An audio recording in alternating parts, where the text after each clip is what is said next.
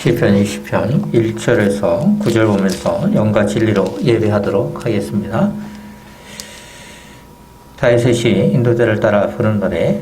환난 날에 여호와께서 내게 응답하시고 야곱의 하나님의 이름이 너를 높이 드시며 성소에서 너를 도와주시고 시온에서 너를 붙드시며 내 모든 소재를 기억하시며 내 번제를 받아주시기를 원하노라. 셀라.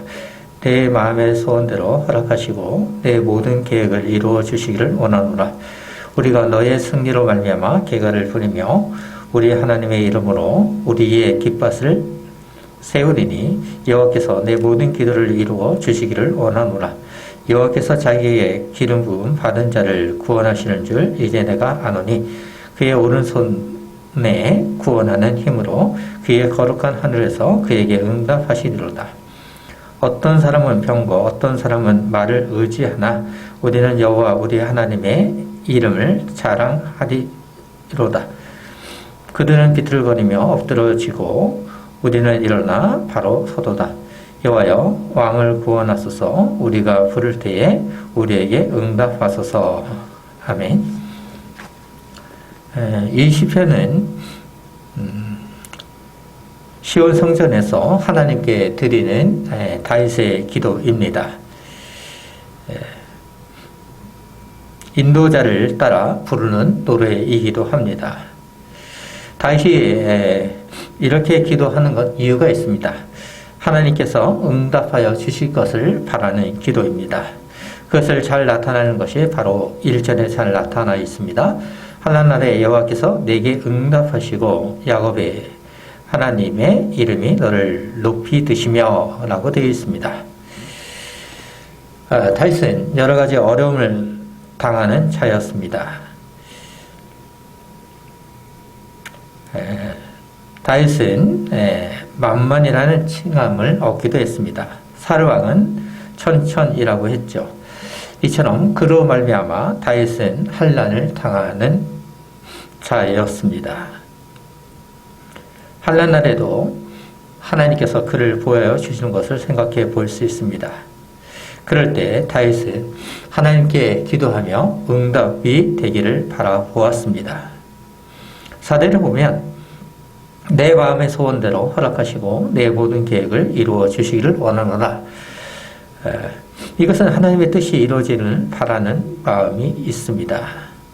6절을 보시면 여호와께서 자기에게 기름 부음 받은 자를 구원하시는 줄 이제 내가 아노니 그의 오른손에 구원하는 힘으로 그의 거룩한 하늘에서 그에게 응답하시리로다. 여호와께서 다윗 왕을 기름 부음 받은 자를 구원하여 주시는 줄 안다고 했습니다. 자신이죠. 하나님께서 기도하는 자에게 응답하여 주시는 것을 확신하는 선포이기도 합니다. 그만큼 다윗은 하나님의 보호하심을 받는 자였습니다. 그러면서도 하나님께서 다윗의 기도를 응답하여 주시는 것을 생각해 볼 수 있습니다. 이런 것을 생각할 때 우리는 다윗처럼 하나님께서 우리의 기도를 들어주실 것을 바라보며 기도해야 되는 것입니다.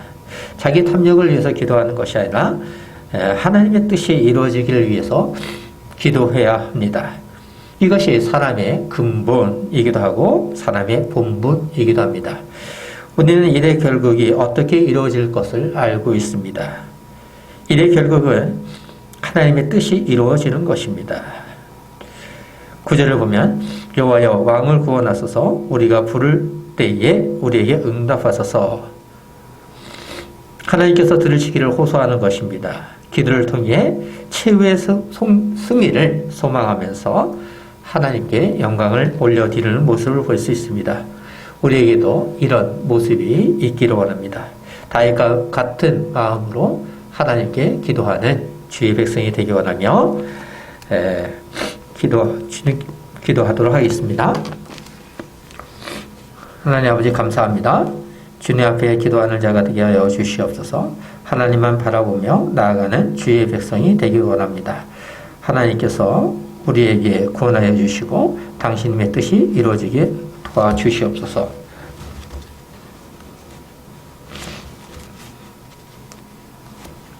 그러면서도 우리의 뜻이 이루어지기만을 기도하는 것이 아니라 하나님의 뜻이 이루어지기를 바라는 마음으로 기도하게 도와주시옵소서.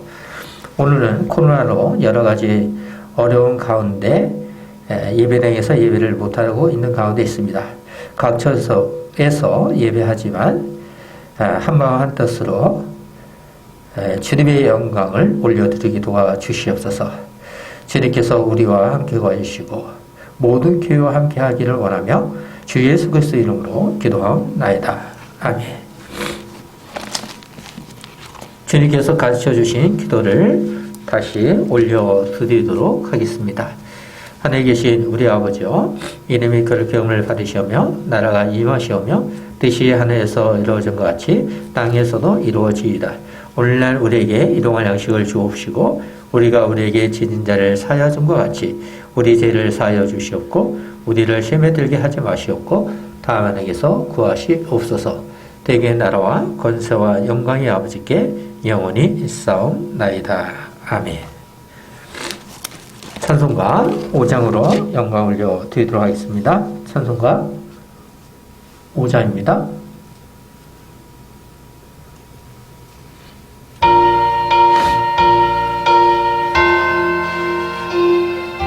이 천지가 마음을 들어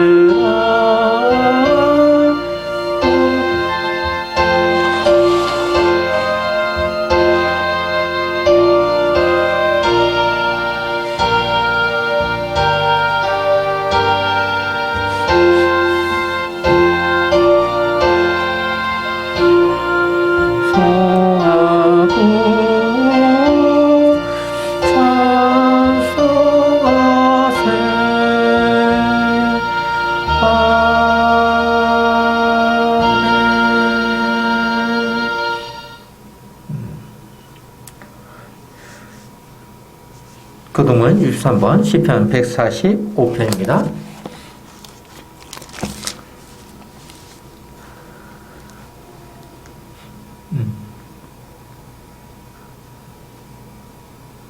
교동은 63번 시편 145편 곡조가 없는 시편 찬양으로 3위 하나님께 올려드리도록 하겠습니다.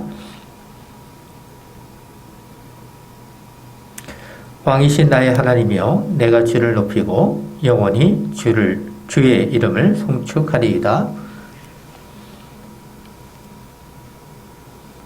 여호와는 위대하시니 크게 찬양할 것이라. 그의 위대하심을 측량하지 못하리로다. 주의 존귀하고 영광스러운 위엄과 주의 기이한 일들을 나는 작은 소리로 읊조리이다.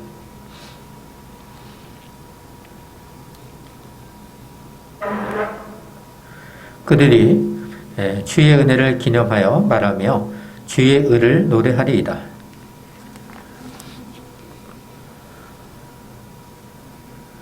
여호와께서는 모든 것을 선대하시며 그 지으신 모든 것에 긍휼을 베푸시는도다.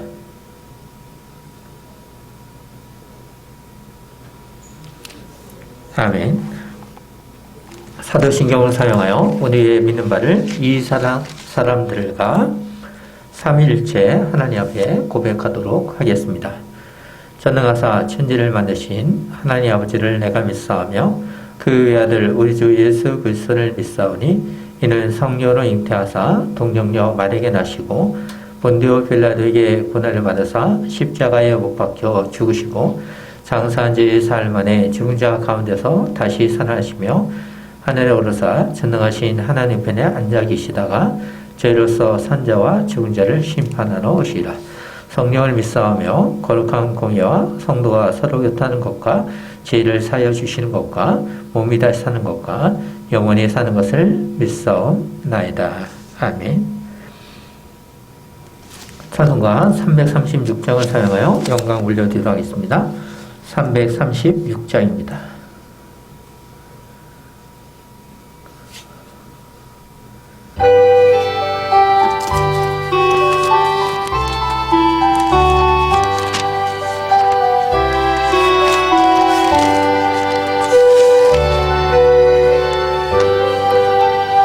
환난과 핍박 중에도 성도의 신앙 지켰네. 이 신앙 생각할 때에 기쁨이 충만하도다.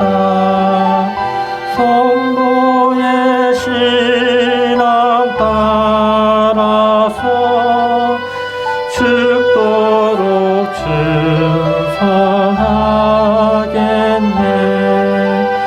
옥중에 매인 성도나 양심은 자유 얻었네.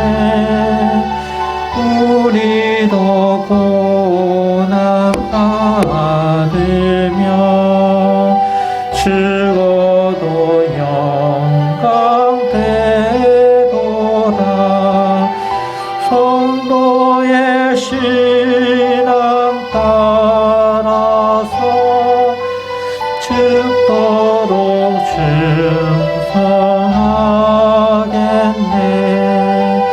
성도의 신앙 본마다 원수도 사랑하겠네. 인자한 언어 행실로 이 신앙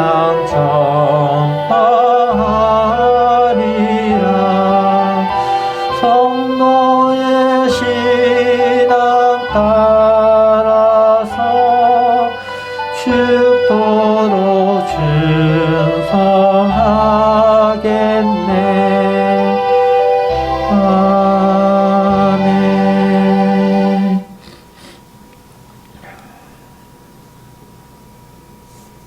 오늘 말씀은 마태복음 3장 1절에서 12절입니다. 마태복음 3장 1절에서 12절.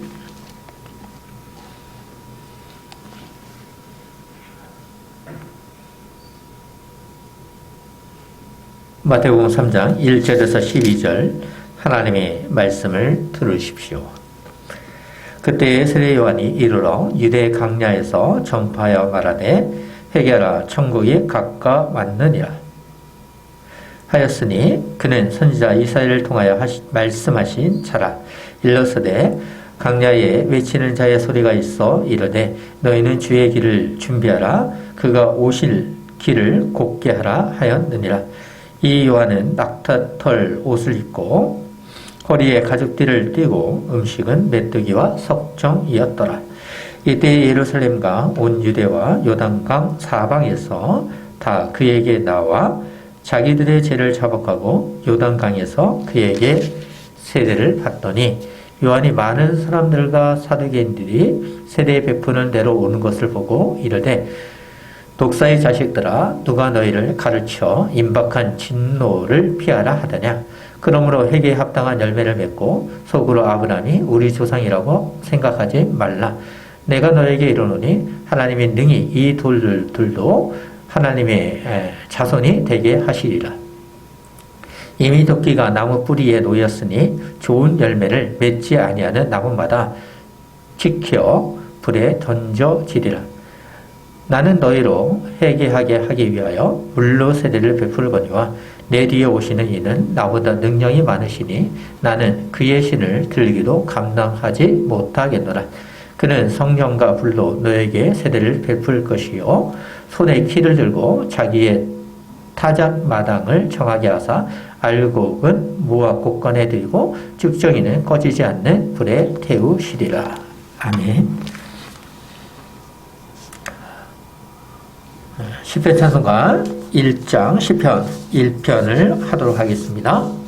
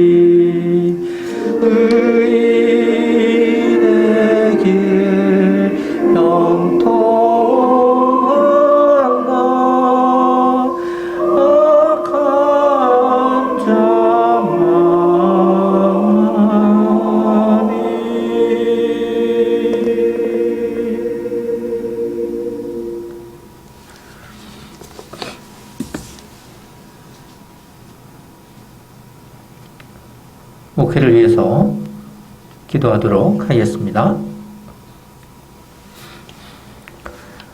하나님 아버지, 오늘은 세례 요한이 강야에서 외친 것을 생각해 보기 원합니다. 강야에서 외친 것은 예수님을 소개하는 것이었습니다. 예수님을 소개함을 받은 유대인들은 어떤 반응을 보였습니까? 지난주에 이어서 예수님이 누구신가를 생각해 보는 것입니다. 이것은 우리에게 아주 중요한 의미가 있습니다. 예수님이 메시아냐 아니냐가 중요한 것입니다.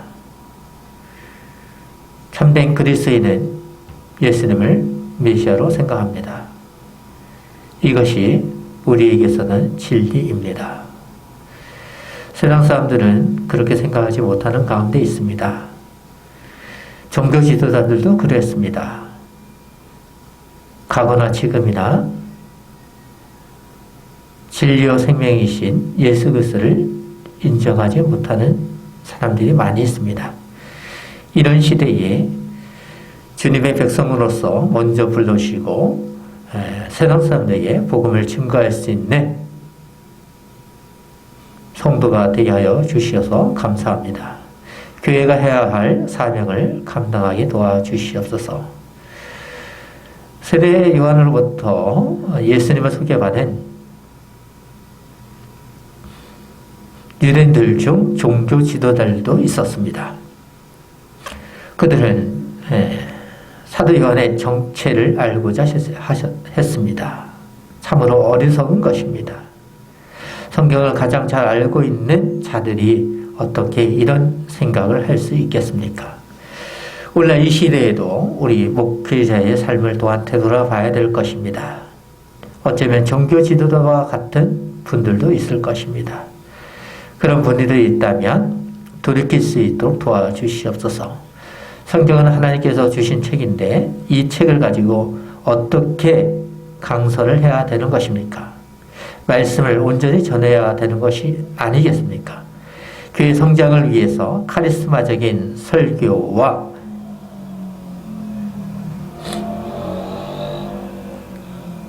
자신의 것을 만들기 위한 도구로 만들어서는 안 될 것입니다.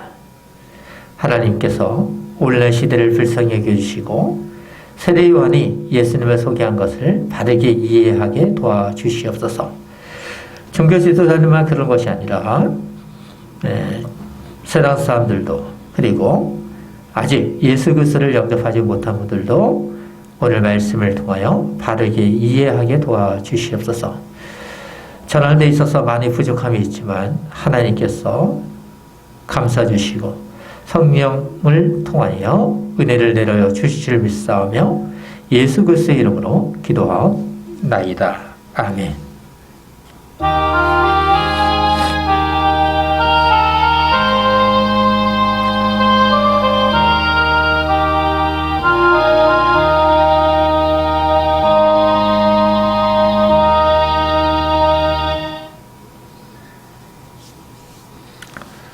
오늘 말씀은 마태복음 3장 1절부터 12절 말씀 중에 4절부터 12절 말씀 중심으로 해서 세례 요한이 예수님을 소개한 후 유대인들의 반응을 생각해 보도록 하겠습니다.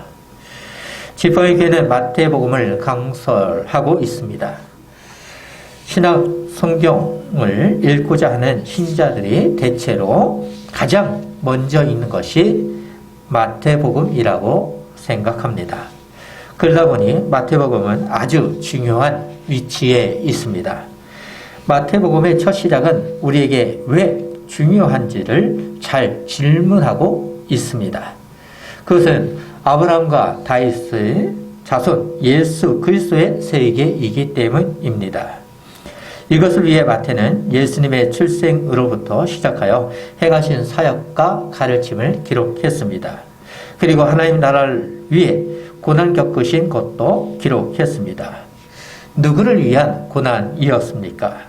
죄로 말미암아 사망의 길을 가고 있는 바로 우리 즉 나를 위한 것이었습니다.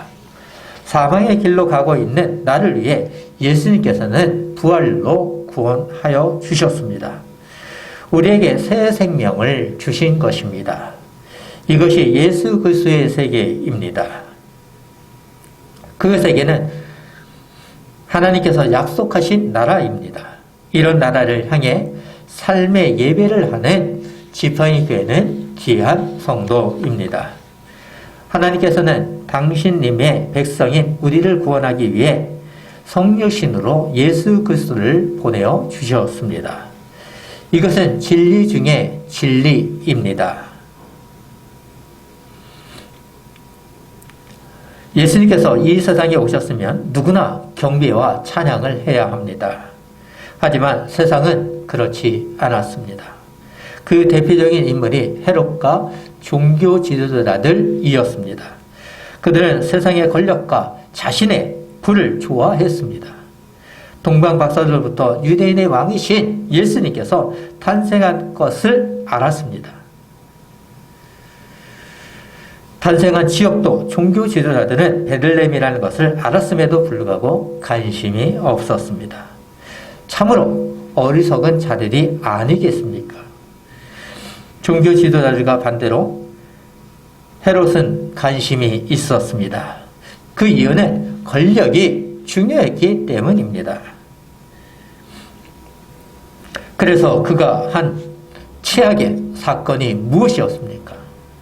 동방박사들에게 속은 것을 알고 자신이 통치하고 하는 지역의 2살 아래 남자아이를 모두 죽였습니다. 헤롯의 마음을 잘 알고 있는 하나님께서는 예수 그리스도를 애굽으로 피신하도록 주의 사자를 보내셨습니다. 주의 사자는 요셉에게 나타나 예수님을 안전하게 보호하였습니다. 헤롯이 사망한 후 예수님께서는 갈릴리 나사렛 지방에 정착하여 사시면서 때를 기다리고 있었습니다.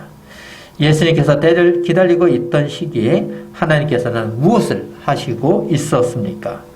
하나님께서는 예수 그리스도를 소개하기 위해 준비하신 사역자가 있었습니다. 그가 누구였습니까? 바로 사도 요한이 아닌 세례 요한이었습니다. 세례 요한은 유대인들을 향해 외친 것은 무엇이었습니까? 그것은 회개하라입니다. 그리고 천국이 가까웠느니라 였습니다. 이것은 매우 중요한 메시지와 외침입니다. 하나님 나라가 가까웠으니 회개하고 맞으라는 것입니다. 하나님께서 약속하신 천국을 위해 회개하는 것입니다. 바로 회개하라는 이 메시지를 들어야 합니다. 그것을 알 수 있도록 세례 요한은 아브라함을 부르실 때 주신 약속이 실현되고 있다고 했습니다. 그리고 이사야 선지자가 들었던 음성이 실현되었다는 것을 마태는 기록했습니다. 강야에서 주의 길을 준비하라. 그가 오실 길을 곱게 하라고 했습니다. 하나님께서는 당신의 백성을 사랑하시기 때문에 예수 그리스도를 보내신 것입니다. 예수님의 사역을 위해 하나님께서는 세례 요한을 통해 준비하셨습니다. 죄와 사망으로부터 하나님께서는 구원하시려는 방법이었습니다.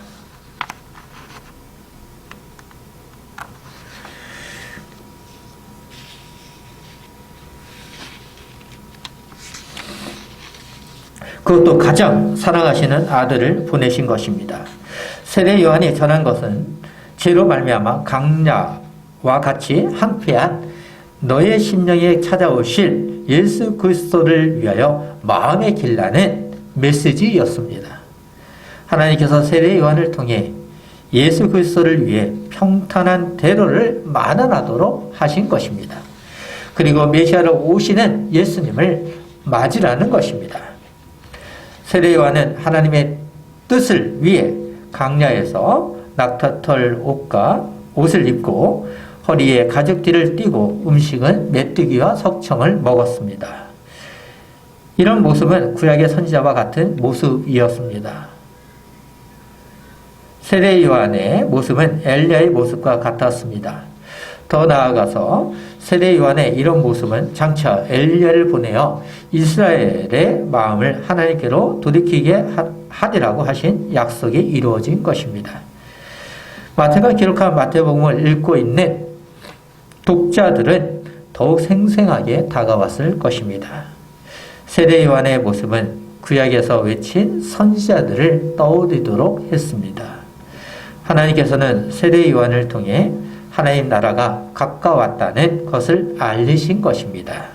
때가 왔으니 하나님께서 약속하신 예수 그리스도 즉 메시아를 믿으라는 것입니다. 지난주에 말씀에 이어서 오늘은 세례 요한이 예수님을 소개한 후 유대인의 반응이라는 강서를 하도록 하겠습니다. 지난주는 세례 요한이 예수님을 소개하는 것이 주라면 오늘은 소개를 들은 이스라엘의 반응입니다. 세례 요한이 회개하라 천국이 가까이 왔느니라고 하면 그렇지 하면 됩니다. 그래서 그런지 강야에서 외치는 세례 요한의 음성을 듣고 죄를 자복하며 요단강에서 무엇을 했다고 기록합니까? 5절과 6절을 보시면 이때의 예루살렘과 온 유대와 요단강 사방에서 다 그에게 나와 자기의 죄를 자복하고 요단강에서 그에게 세례를 받더니 새로운 생명으로 생활하기 위해 세례를 받았습니다. 하나님 나라가 가까웠다는 메시지는 거주지로부터 강야와 요단강으로 불러내었습니다. 이처럼 세례 요한은 많은 사람에게 관심을 가지도록 하였습니다. 이러한 역사적인 사실을 역사가인 요세푸스도 기록할 정도였습니다. 세례 요한의 메시지는 많은 사람이 나와 끊임없이 죄를 자복하며 세례를 받도록 했습니다. 그러면 이런 질문을 하실 것 같습니다. 세례 요한의 때와 그리고 그 이전에 물에 담그거나 씻는 의식이 없었는가입니다. 물을 사용하는 의식은 여러 문화 가운데서 다양한 형태로 있었습니다. 물을 사용한 이유는 새로운 정체성의 확립이었습니다. 그러다 보니 세례 요한이 사용한 세례는 낯설지 않았습니다. 그렇지만 중요한 것은 이교들이 하는 것과 달랐습니다. 이것이 중요하죠. 염색에 담긴 천이 그 색깔을 취하게 되는 것처럼 새 신자를 물에 담그는 것은 하나님 나라가 가까웠느니라에 대한 응답이고 새로운 사람이 되겠다는 표시입니다. 유대인들은 회개하는 가운데 세례를 받음으로써 자신의 회개가 진실하다는 것을 삶으로 생활해야 합니다. 그렇지만 예수님을 죽인 자들이 누구였습니까? 모든 사람이 그렇다는 것은 아니지만 아이러니하게도 누구였습니까? 회개는 진실하게 하는 것입니다. 겉모양으로 하는 회개는 아무런 소용이 없습니다. 회개는 하나님 나라의 백성이 되었다는 표시이기도 합니다. 하나님 나라의 백성이 되었다는 표시이기 때문입니다. 세례 요한이 강야에서 세례를 준다는 이야기는 종교 지도자들에게도 전해졌습니다. 그래서 그들 중에 바리새인들과 사두개인들이 요단강에 왔습니다. 그럴 때 세례 요한이 7절에서 한 말이 무엇이었습니까? 요한이 많은 바리새인들과 사두개인들이 세례 베푸는 대로 오는 것을 보고 이르되 독사의 자식들아 누가 너희를 가르쳐 임박한 진노를 피하라 하더냐. 많은 사두개인과 바리새인이 오는 것을 보고 세례 요한은 그 당시의 현실을 잘 반영하는 욕을 하였습니다. 그 음성은 독사의 자식들아 였습니다. 그리고 임박한 진노를 피할 수 없다는 것입니다. 그러면 왜 세례 요한은 이런 욕을 한 것입니까? 구체적인 내용은 알 수 없지만 추측할 수 있을 것 같습니다. 자신의 죄를 자복하지 아니하며 지도자의 탈을 쓴 사악한 자들이기 때문이었을 것입니다.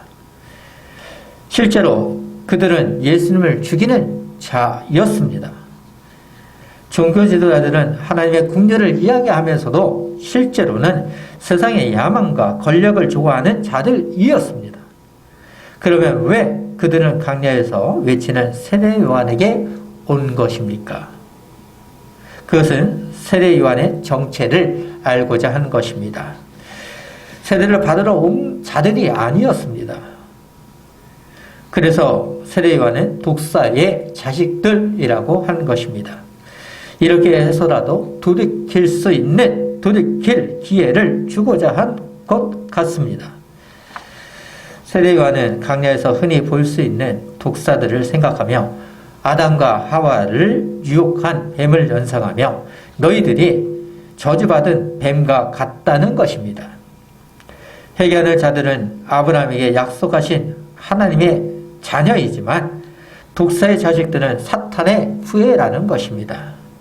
그러니 당장 회개하고 메시아로 오시는 예수 그리스도를 믿으라는 것입니다. 그렇지 아니하면 임박한 진노를 피할 수 없다는 것입니다. 임박한 진노에서 회개하고 참된 믿음의 열매를 맺으라는 것입니다.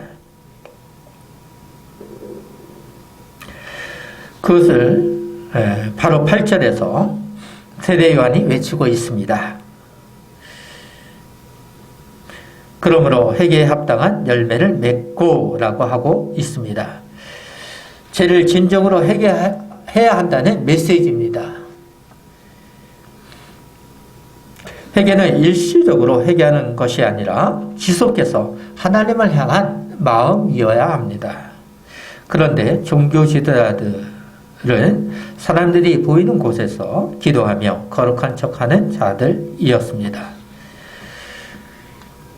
형식적으로 기도하여 구원을 받는다면 얼마나 좋겠습니까? 부모님에게 형식적으로 효도하면 좋은 것입니까? 마음에 진심이 있어야 하는 것이 아니겠습니까? 세례 요한의 메시지는 독자들에게 큰 가르침이 되었을 것이라 믿습니다. 9절에서 세례 요한은 종교 지도자들이 생각하는 마음을 간파하며 무엇이라고 했습니까? 속으로 아브라함이 우리 조상이라고 생각하지 말라. 내가 너에게 이르노니 하나님이 능히 이 돌들로도 아브라함의 자손이 되게 하시리라. 종교 지도자들은 상상도 하지 못할 비난을 받았습니다. 어느 누가 종교 지도자들에게 이런 소리를 할 수 있겠습니까?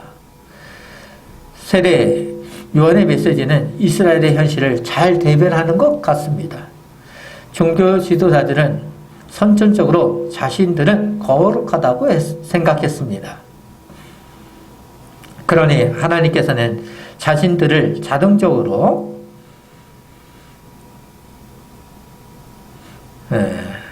하나님께서 보호하여 주실 것으로 생각했습니다. 이러한 생각은 위선입니다. 종교적 특권은 없습니다. 기독교 안에 있다고 해서 모두 구원받지 않습니다. 마치 종교 지도자들과 같습니다. 종교 지도자들은 착각한 것입니다.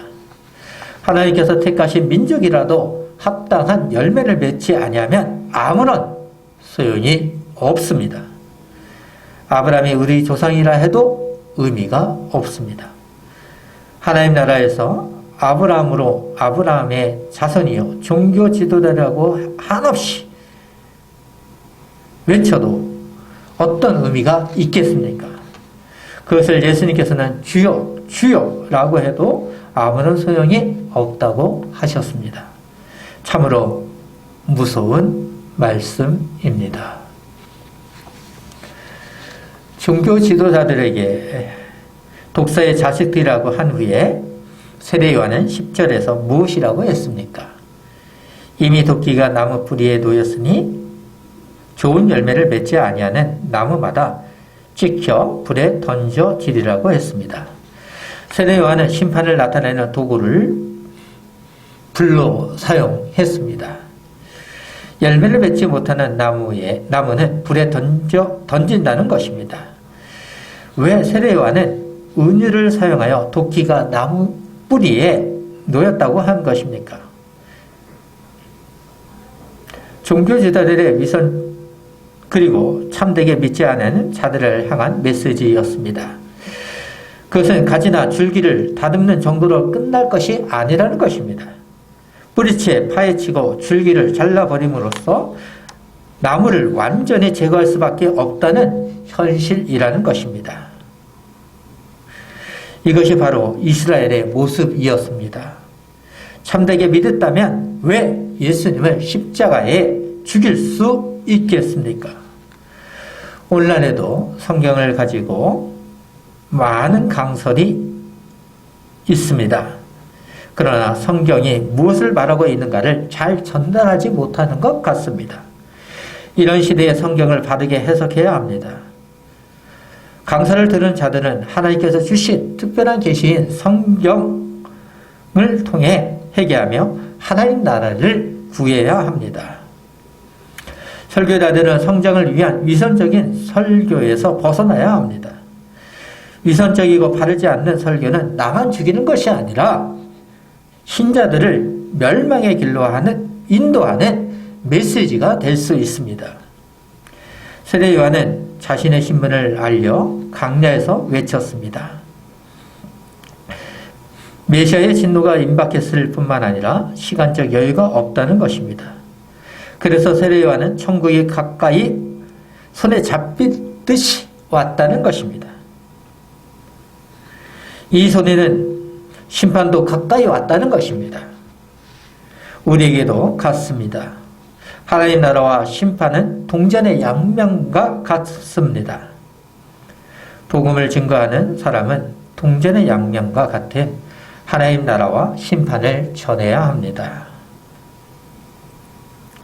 그래야 사람을 구원할 수 있는 길이라 믿습니다. 지팡이 교회는 선한 열매를 맺기 위해 영적인 변화가 있어야 합니다. 영적인 변화는 진실한 마음으로 예수 그리스도를 영접하는 것입니다. 이런 변화를 통해 하나님께로 돌이키는 신자입니다. 돌이킬 기회가 주어진 것입니다. 신앙의 삶이 나로부터 예수님께로 전환되는 것입니다. 이런 신자에게는 세례 요한이 말한 것처럼 회개가 있는 것이고 하나님 나라를 소유한 백성입니다. 주님 안에서 참된 구원을 소유할 수 있도록 교회는 예수님께서 명령하신 지상명령을 감당해야 합니다. 이제 세례 요한은 자신을 추종하지 않게 하려고 누구를 소개하고 있습니까? 자신보다 더 높으시고 귀하신 누구를 소개하고 있습니까? 11절을 보시면 나는 너희로 회개하게 하기 위하여 물로 세례를 베풀거니와 내 뒤에 오시는 이는 나보다 능력이 많으시니 나는 그의 신을 들기도 감당하지 못하겠노라. 그는 성령과 불로 너희에게 세례를 베푸실 것이요 라고 했습니다. 세례 요한의 강력한 메시아를 기대하며 전하였습니다. 세례 요한은 메시아를 소개하며 전한 것이죠.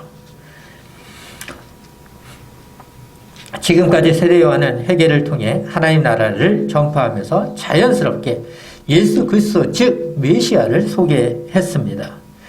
그래서 자신과 메시아를 비교했습니다.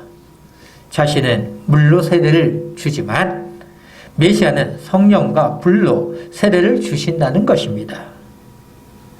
세례 요한 자신은 메시아를 기다리고 있는 자라는 것입니다. 자신의 사역보다 메시아를 높이고 거룩하시며 능력이 무한하시다는 것입니다. 메시아는 이처럼 무한 능력하신 것입니다. 전지전능하시다는 것이죠. 그래서 신을 들기도 감당하지 못하겠노라고 한 것입니다. 이런 마음이 진정한 선지자요 복음을 전하는 증인자입니다. 고대 증근동 지방에서는 아주 천한 신분의 노예가 자기 주인의 신발을 들고 다니기도 했습니다. 제자들이 스승의 신발을 들고 다니기도 했다고 합니다. 따라서 세례요한은 비천한 노예와 자신을 비교하면서 자신이 그러한 천한 일조차도 수행할 수 없는 존재임을 표현한 것입니다. 이런 마음을 가진 자가 진정한 사역자가 아닐까 생각합니다. 오늘날 어떤 분들은 자신을 섬기도록 합니다. 마치 예수님과 같은 힘과 능력이 있는 것처럼 전합니다.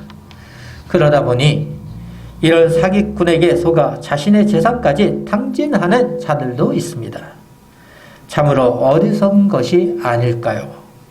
이런 시대에 참된 복음이 증거되기를 소망합니다. 그러면 왜 세례요한은 성령과 불로 세례를 주신다고 한 것입니까? 이것을 오해하는 분들은 성령 세례가 있고 불 세례도 따로 있는 것으로 생각합니다. 그런 의미가 아니라 성령의 사역이 마치 불과 같이 이중적인 역할을 할 것을 염두에 두었던 것입니다. 불이라고 하는 것은 더럽고 불순한 것을 태워 제거합니다. 그럴 때 성도는 정결할 수 있습니다. 우리가 정결할 수 있도록 성령께서는 신자들의 죄와 더러움을 불사르게 제거해 주실 것입니다. 우리를 불사르듯 정결하게 하여 주실 것을 성령과 불이라고 표현한 것입니다. 그리고 불이라는 것은 종말론적인 예수님의 사역을 의미하기도 합니다. 종말이 가까웠으니 어서 세례를 받고 구원을 받으라는 메시지입니다. 세례 요한이 전한 메시지를 듣지 아니하면 어떻게 되겠습니까? 예수님께서 전하신 말씀을 듣지 아니하면 어떻게 되겠습니까? 하나님께서 특별하게 주신 당신님의 계시인 성경의 말씀을 외면하면 어떠한 결과가 있겠습니까? 12절을 보십시오. 손에 키를 들고 자기의 타작마당을 정하게 하사 알곡은 모아 곳간에 들이고 죽정이는 꺼지지 않는 불에 태우시리라. 세례 요한은 인류의 종말이 있을 때를 생생하게 표현했습니다.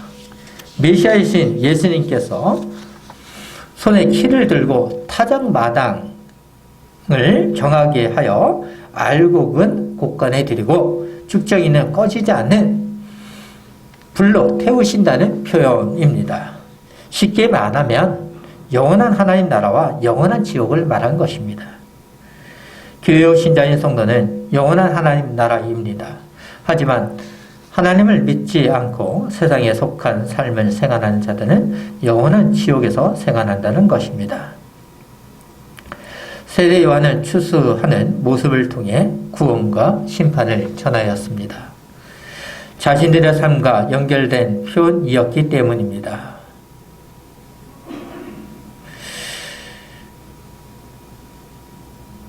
세례 요한의 말씀을 읽고 있는 그 당시 동역자들은 어땠을까요? 생생하게 다가왔을 것입니다.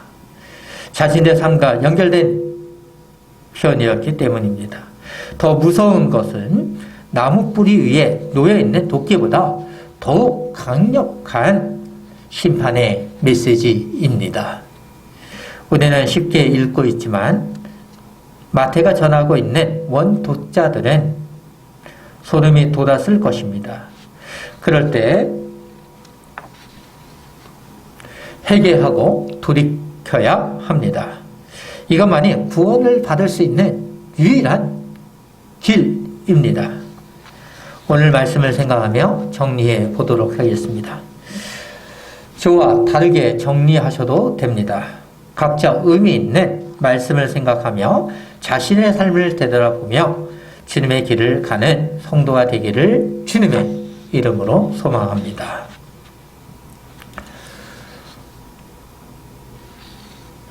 세례 요한으로부터 메시아를 소개받은 유대인들은 놀랐습니다.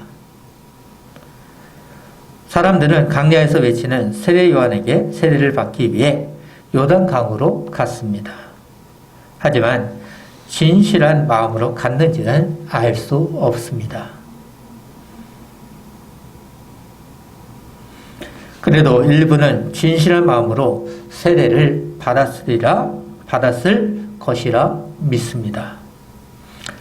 강야에서 외치는 세례 요한의 소리를 종교 지도자들에게도 영향이 있었습니다. 그래서 바리새인들과 사두개인들이 강야로 갔습니다. 강야로 간 이유는 요한의 정체를 알고자 했습니다. 그들이 새 요한에게 가까이 왔을 때 들었던 소리는 무엇이었습니까? 유대인들이 가장 싫어하는 것입니다. 그것은 독사의 자식들이었습니다. 가장 경건한 자들이라고 생각하는 종교 지도자들에게 세례 요한은 독사의 자식들아라고 하며 임박한 진노를 피할 수 없다고 했습니다. 그러면서 회개에 합당한 열매를 맺으라고 했습니다. 돌이킬 수 있는 기회를 준 것입니다. 하나님께서는 언제나 기회를 주십니다. 예수 그리스도를 보내신 것도 같습니다. 예수 그리스도를 보내주신 것도 기회입니다. 기회가 없다면 누가 구원받을 수 있겠습니까? 종교 지도자들은, 특히 바리새인들은 스스로 의를 행하여 하나님 앞에서 구원받기를 원했습니다. 행위로만 구원받을 수 없습니다. 그렇다면 이 세상 누가 구원을 받을 수 있겠습니까? 나 자신이 죄인임을 고백하며 예수 그리스도를 믿어야 합니다. 그러면 믿음만 중요한 것입니까? 예수 그리스도를 믿음으로 믿은 후 세상이 좋아하는 삶이 아닌 하나님께서 원하시는 삶의 복음을 증거해야 합니다. 그것이 바로 언약의 10가지 말씀, 우리가 흔히 알고 있는 십계명을 잘 생각해 보십시오.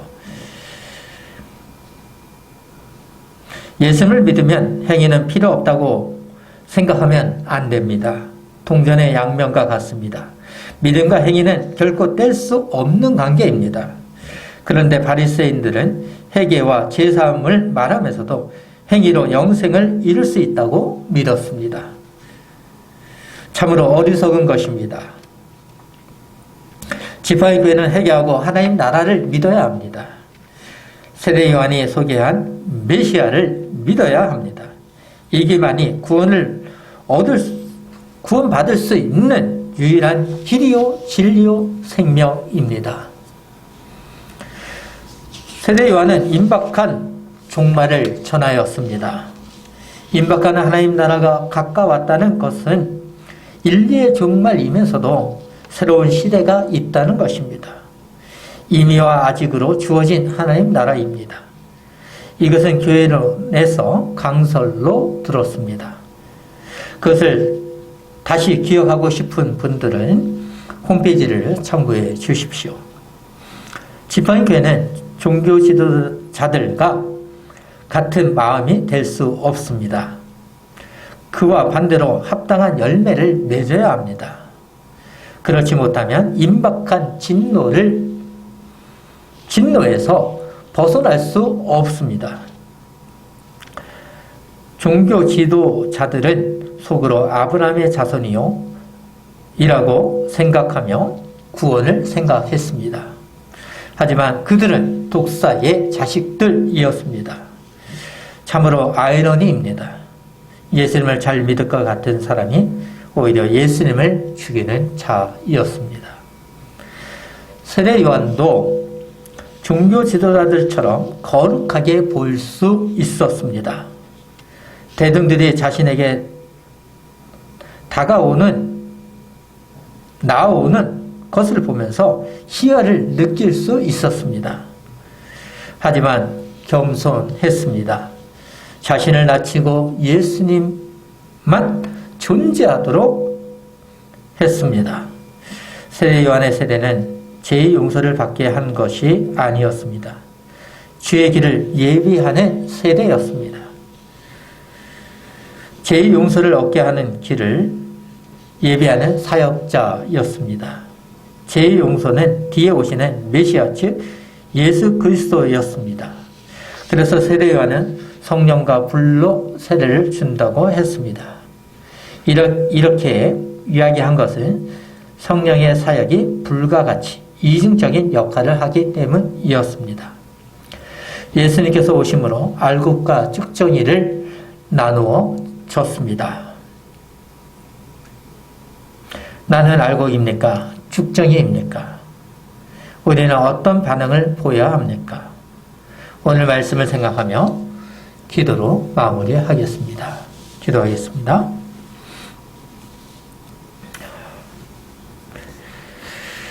예수님께서는 세상의 관심을 주목받지 못했습니다.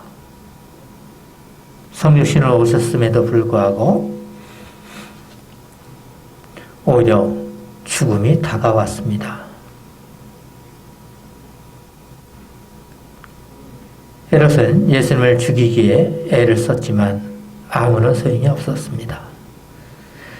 종교지도자들도 예수님께서 탄생한 것을 동방박사들로부터 들었지만 그들도 관심이 없었습니다. 자신들이 생각하는 메시아가 이렇게 올 수 없다고 생각하는 것입니다.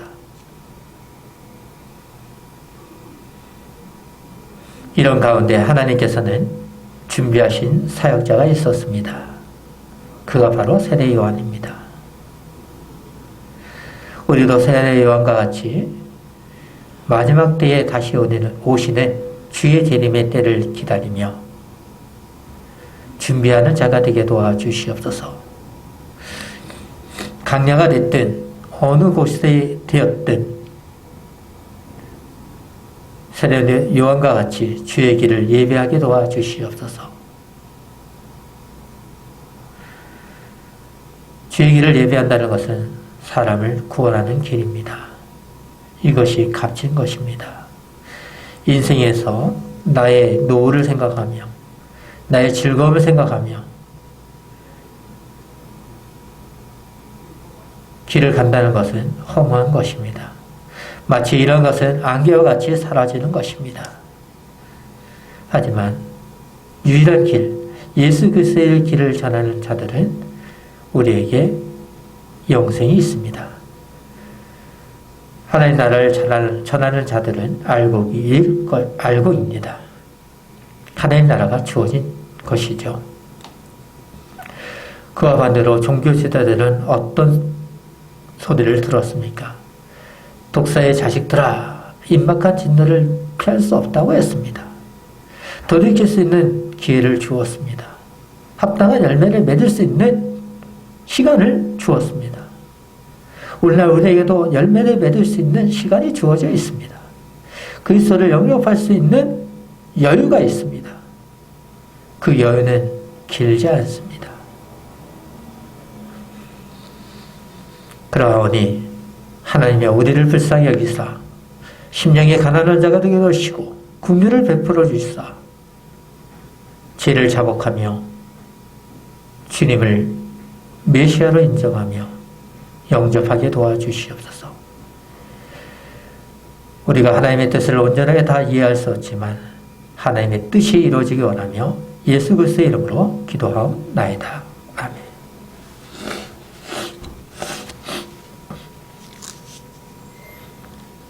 찬송가 210장 하면서 헌상하도록 하겠습니다. 210장입니다.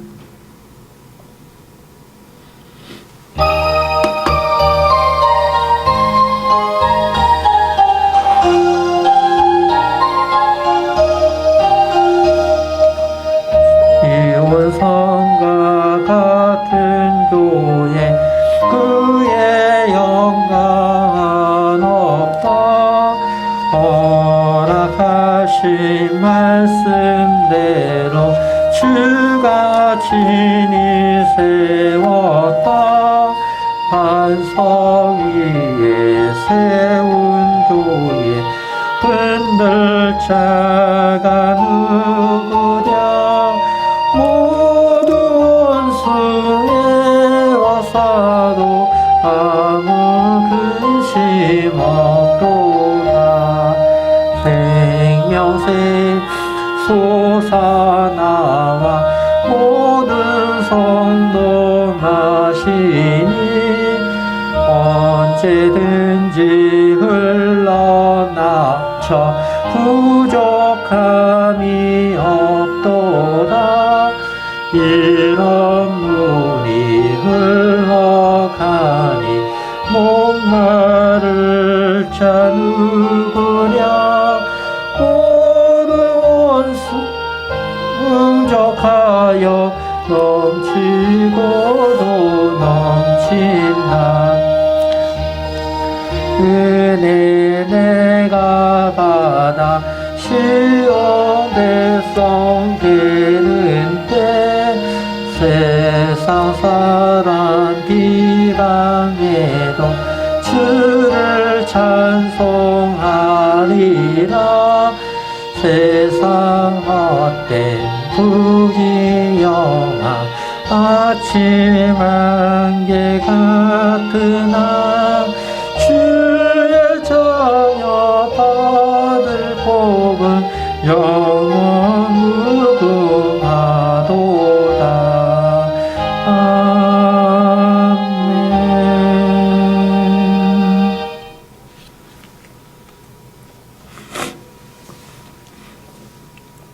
헌상을 위해서 기도하도록 하겠습니다. 우리는 임박한 심판의 때를 기다리고 있습니다. 그것을 알기에 믿음을 저버리지 않고 믿음에 흔들리지 아니하며 주의 길을 가기 원합니다. 교회는 믿는 사람들을 입니다. 믿는 사람들은 성전으로 지어져 가며 주님의 나라를 증거합니다. 외형적인 모습을 갖고 가기보다 내면적인 것을 갖고 가며 우리의 삶을 통하여 주님만이 높여지기를 바라고 있습니다. 모이는 교회로서만 예배하며 주님 그렇습니다. 하나님 말씀이 옳습니다. 이런 것이만 중요한 것이 아닙니다. 흩어지는 교회로서 삶의 예배를 하면서 세상 속에 나아가서 하나님 나라를 구현하는 것입니다. 하나님 나라가 주어졌기 때문에 교회로서 사명을 감당할 수 있는 것입니다.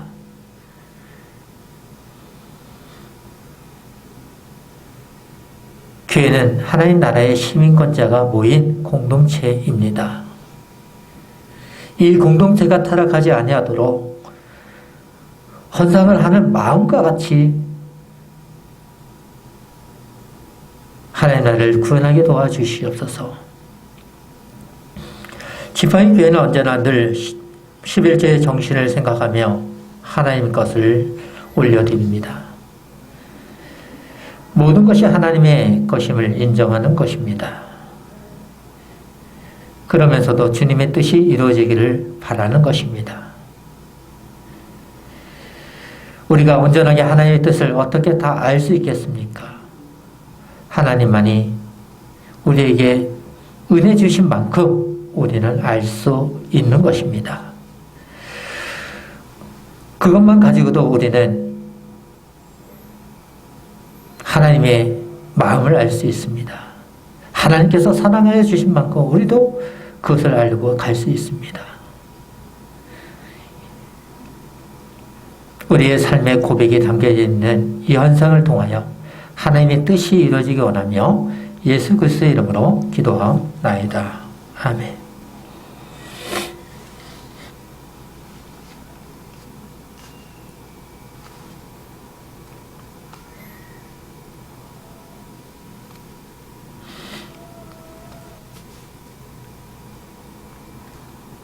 찬송가 맨 뒤에 언약의 10가지 말씀을 같이 읽도록 하겠습니다.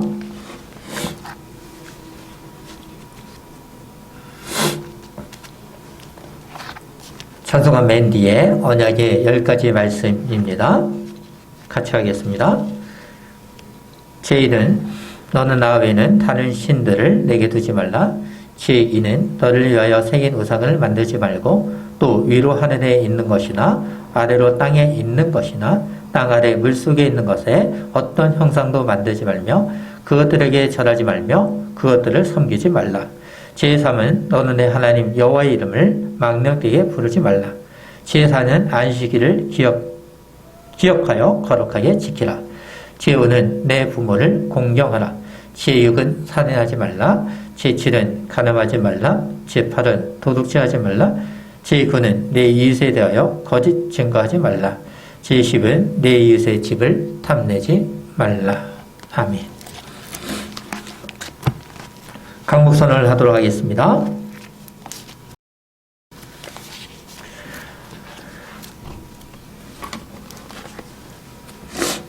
여호와는 내게 복을 주시고 너를 지키시기 원하며 여호와는 그의 얼굴을 내게로 비추사 은혜 베푸시기를 원하며 여호와는 그 얼굴을 내게로 향하여 드사 평강 주시기를 원하노라 할지니라. 세례 요한이 예수님을 소개한 후 유대인들의 반응을 알고 있는 주 백성 위에 참된 예수님을 메시아로 증거하기 원하는 주 백성 위에 예수 그리스도의 은혜와 하나님의 사랑과 성령의 교통하심이 너희 무리와 함께 있을지어다. 아멘.